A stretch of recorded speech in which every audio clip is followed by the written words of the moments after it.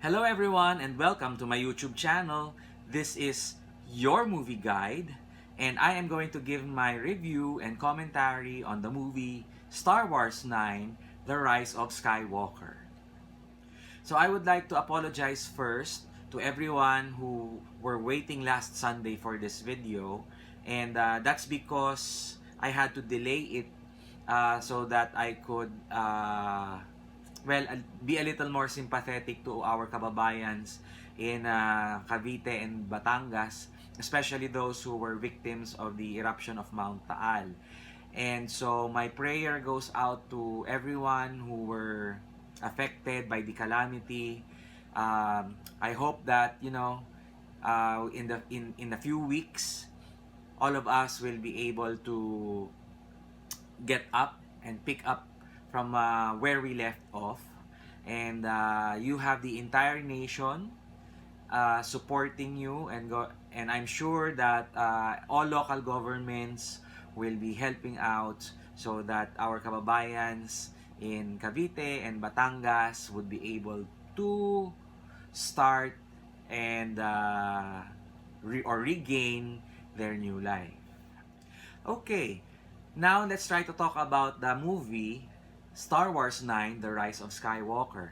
And I am happy to report to everyone that this movie has already reached the $1 billion mark. That means, in spite of the criticisms that it has received from movie critics, the fans, and especially those who have followed the saga for the 9 installments,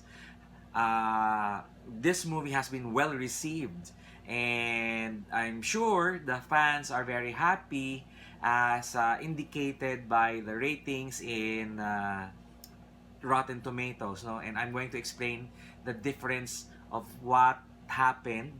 Why is it that there's an apparent disagreement between the critics and the fans? Okay, so let's begin about the movie. Talking about the movie, I should say. Be warned, of course, that there are going to be spoilers. So if you have not yet watched this movie, I would suggest that you delay watching this video and come back to it, please. Okay? But if you have already watched the movie, then try to hear me out. Okay? And let's try to analyze what happened with this movie. What went wrong, what went right, okay? And so on and so forth.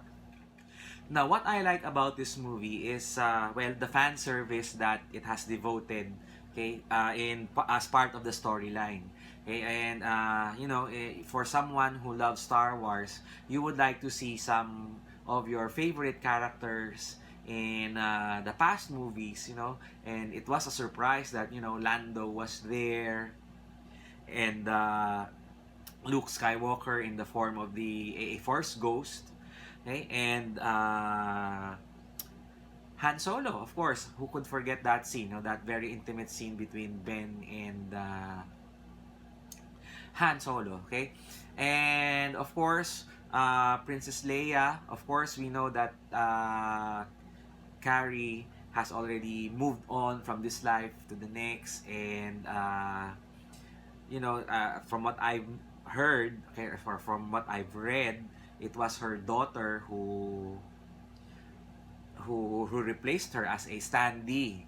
Okay, so that scenes where there's hugging needed, or where there's some sort of escorting needed, Carrie's daughter had to take her place, I should say. And then seeing them, okay, in one movie, although they're not in the same scene, okay, actually delights the fans. Okay, I know that for a fact, especially if you have been a fan of the movies before, the 4, 5, and 6 installments. And of course, what I really love about it is that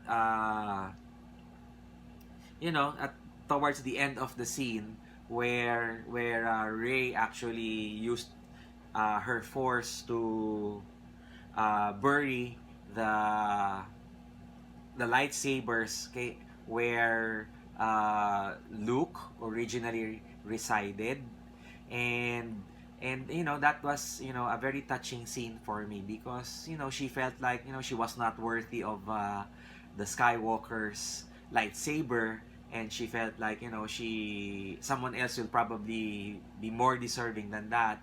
But of course, after that, you get to see Rey having her own lightsaber, and the color is yellow. Okay, and that's wonderful, because that would mean that she has accepted her mission, actually, to become a Jedi and to be one of the protectors of the universe. uh, and that the touching scene where an old lady asked her, "Who are you?" And she said, uh, "I am Ray." And then she looked to her right, if I'm not mistaken, and she saw the Force ghosts of Luke and Leia, and attaching Skywalker as her last name. And that was just wonderful, because even though she wasn't related by blood, she accepted the legacy of the Skywalkers. And that one was just really wonderful. Now, another thing that what I love about this movie is that I am seeing C3PO again in action, and I haven't seen this robot for a very long time. As a kid, I would dream of having this robot, okay, as a toy. And he's an ally, actually, of the rebels for a very long time. And seeing him in action, actually, brought out the kid in me, and it brings back so many memories of that movies, or those movies that have been released previously. Of course, I've seen C3PO this time in action, and his role this time is an integral part of the movie, because it was in his memory that they were able to translate where they needed to go. Okay, and seeing C3PO in action again actually was just wonderful. Okay. Now, if you are an action film lover, then I would really recommend you to watch this film, because from the very beginning of the movie up to the very end of this flick, okay, you would not feel shortchanged, because it's almost every sequence there would be something going on. There will be some sort of action or some fighting happening between the characters and with their enemies. And it's so wonderful, actually, because I'm not really a violent guy, but I would really love to see some sort of action in science fiction films like these, because it adds the excitement of watching it.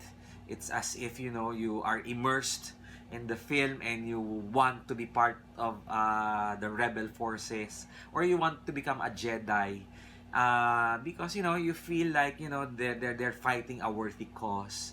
And it's just a wonderful feeling, especially if you have escaped near death scenes, like when they were being sucked inside the quicksand, and I would not really know who would come out alive, but of course that's a movie, everyone has to come out alive. uh, that actually entices audiences who are really into action films, especially if we're talking about films like Star Wars, who would like to use their lightsabers, and every time that you hear that sound, it's such a wonderful feeling. Okay, and it brings you nostalgic memories from the past, especially when they wave their swords like that. Oh, I have a lightsaber actually here. I'll show it to you in a little while. And that sword, okay, is so special to all of us, especially Star Wars fans, that when you hear that swoosh sound, okay, and that when it hits or strikes someone, or a sword for that matter, another sword, okay, I should say, uh, you like the sound. You know what I'm saying. You get what I'm feeling. It's just a wonderful scene, when Jedi's and Sith fight together, fight with one another, okay, and hearing those swords clash, okay, wow, that's just really wow. Okay, now let me take the side of the critics. Of course, when you watch a movie, you would like to leave the movie houses as a critic, okay, where your questions are answered within the movie, and so that there are no plot holes. Okay, and unfortunately for the movie, this one in particular, no, the Rise of Skywalker, there are quite a number of questions that were left hanging, and I believe that the director and the producers and the writers, should be able to explain, at least to those who have questions in mind, what happened, and why was that the direction of the movie. Like for example, uh, one of the main problems of this movie is, the antagonist, no, Emperor Palpatine. Well, we saw him die actually in the Return of Jedi, that's Star Wars 6, okay, at the hands of Darth Vader himself. And we could not really try to find a good answer as to why he was selected as the main villain for Star Wars 9. How was he resurrected? And well, there was a mention of cloning, but does that mean that uh, Emperor Palpatine saw his death and he advised his followers to, when something happens to me, just clone me and create me again? Those things are actually very important because, it lessens the burden of trying to figure out what happened along the way, because there was really no mention as to, how he was resurrected. And when the rebels found out that he was alive, they just had a short discussion about it, and that's it. They went on with their plans. And that is really problematic, because you do not just raise someone from the dead, uh, because you cannot find other worthy villains to close the movie. I'm sure the writers could have done better if they have made a roadmap actually with 7, 8, and 9. Okay, and well, that's one of the problems of this movie. Why was Emperor Palpatine alive? How was he alive? And what is the reason? You know, why make him the main villain of the movie? Okay, and another problem about this movie is that kiss between Ben and Ray. I mean, what was that? When they were introduced in Seven, they were hinted to be cousins, but that did not turn out to be accurate, right? If you remember. And then in 8, they were made to be sworn enemies. And then in the ninth, uh, you know, when Ray was dead, and Ben tried to transfer his life force so that Ray could live. And before Ben died, they shared a kiss. and you know, my me and my companions were like, whoa, what was that all about? You know, there was no hint that they were attracted to one another, but you know, that was the weirdest moment for me in the film. Why? What was that kiss all about? You know, and that's confusing actually. So now that you know, Ben is dead, what now? Okay, what was that kiss all about? You know, that's just, you know, really awkward for me. And so to conclude my vlog, okay, this movie actually isn't a bad one. Unfortunately, it does have its loopholes, and I feel like the directors and the producers and the writers should be able to answer the questions of the fans, or well, no, not the fans. Actually, the fans just love it.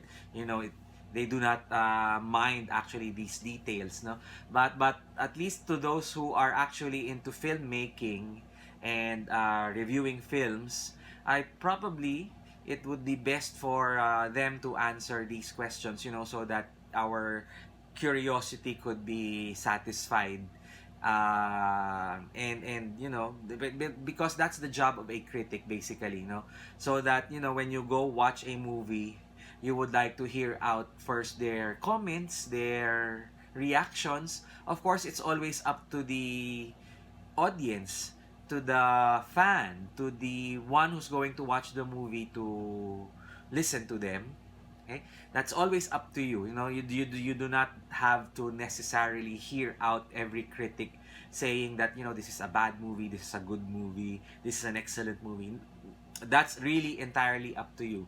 But as critics, you know, we're just out there to help you with your decision if you would like to watch the movie. Because, you know, spending 300 pesos or more from a movie house isn't exactly a, you know, a walk in the park. Movie houses are no longer the cheapest form of entertainment. Okay? And you should get your money's worth. Okay? So, as a fan and as a critic at the same time, okay, I would be rating this movie with a 3.5 stars out of 5. And so, I would still recommend you to go watch this film. But, you know, you should try to be a little less critical and be more of a fan and enjoy the experience of watching the last Star Wars movie. And hopefully, we would see each other in conventions where we would see each other carrying our own lightsabers. Yes, I just love that sound. And so, this has been your movie guide. See you at the movies.